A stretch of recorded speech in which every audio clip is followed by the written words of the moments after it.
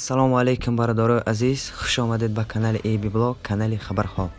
бародарои азиз, хеле ки медонем, бародари мо Лоиқ Раҷабов соли 2019 дар Америка дар Гран-при ПФЛ то финал рафта буд ва мутаассифона дар финал ба решении судяи бой дода буд. айни ҳол бародари мо Лоиқ Раҷабов дар Америка аст ва машқу таъмирҳояшро давом дода истааст. бародари азиз, ногуфта нашавад, бародари морам Лоиқ Раҷабов дар моҳи апрели соли 2021 дар ин Гран-при баромад мекард. ва бародари азиз, аз шумо фақат дуо кунед ки бародари мо то финал рава ва поясро гирад ва ба Тоҷикистон баргардад.